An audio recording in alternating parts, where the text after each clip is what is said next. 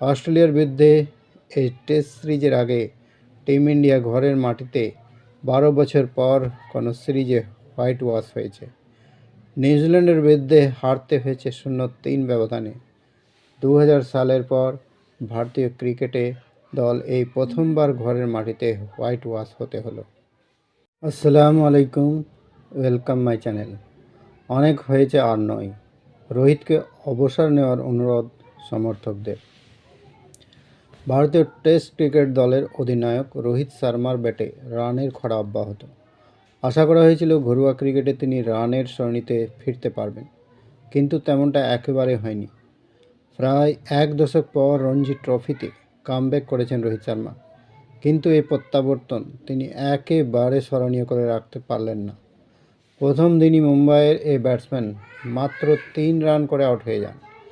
বেশ কয়েকটি সংবাদ মাধ্যম সূত্রে দাবি করা হয়েছে, রোহিত আউট হওয়ার পরই সমর্থকরা ক্ষোভে ফেটে পড়েন।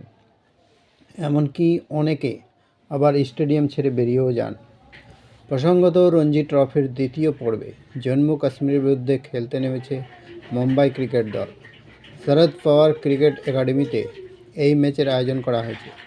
ম্যাচের প্রথম দিন রোহিত মাত্র 19 বল খেলতে পেরেছেন। শুরু থেকে বিপক্ষের বাউন্সারের সামনে ভারতীয় ক্রিকেট দলের অধিনায়ককে বেশ অস্বস্তিতে পড়তে হয়েছে। শেষ পর্যন্ত উমার নাজির মিরের ডেলিভারিতে পুল করতে যান রোহিত। বলটা তার ব্যাটের কানা লেগে বিপক্ষের হাতে সহজেই ক্যাচ চলে যায়।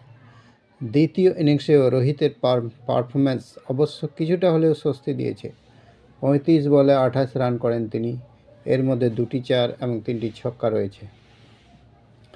এই প্রসঙ্গে আপনাদের জানিয়ে রাখি, গত 19 বছরে রোহিত এত খারাপ ব্যাটিং এর আগে কখনো করেননি। মাত্র 3 রান করার পাশাপাশি 2024-25 মরশুমের প্রথম শ্রেণীর ক্রিকেটে তার ব্যাটিং গড় দাঁড়িয়েছে মাত্র 10.43। 16 ইনিংসে 2006 সালের পর থেকে 15 কিংবা তার কম ইনিংসে আর কোনো ভারতীয় ব্যাটসম্যানের গড় এতটা খারাপ হয়নি। উল্লেখ্য, টেস্ট ক্রিকেটে রোহিতের সাম্প্রতিক পারফরম্যান্স ও নির্বাচকদের আতশকাচের নিচে চলে এসেছে। সম্প্রতি অস্ট্রেলিয়া সফরে গিয়েছিল টিম ইন্ডিয়া। এই সিরিজে তিনি 5 ইনিংসে মাত্র 31 রান করতে পেরেছিলেন। 2024-25 টেস্ট মরশুমের কথা যদি বলতে হয়, তাহলে রোহিতের প্রাপ্তির ঝুলিতে শুধুমাত্র হতাশাই এসেছে। 8 ম্যাচের 15 ইনিংসে তিনি মোট 164 রান করতে পেরেছেন। ব্যাটিং গড় 10.93। সর্বাধিক 52 রান করেছেন তিনি। বাংলাদেশের বিরুদ্ধে রোহিতের একমাত্র হাফ সেঞ্চুরি এসেছিল। অধিনায়ক হিসেবে রোহিতের পারফরম্যান্স যথেষ্টই চ্যালেঞ্জের মুখে এসে দাঁড়িয়েছে। অস্ট্রেলিয়ার বিরুদ্ধে এই টেস্ট সিরিজের আগে টিম ইন্ডিয়া ঘরের মাটিতে 12 বছর পর কোনো সিরিজে হোয়াইট ওয়াশ হয়েছে।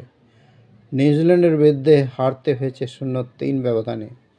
2000 সালের পর ভারতীয় ক্রিকেটে দল এই প্রথমবার ঘরের মাটিতে হোয়াইট ওয়াশ হতে হলো।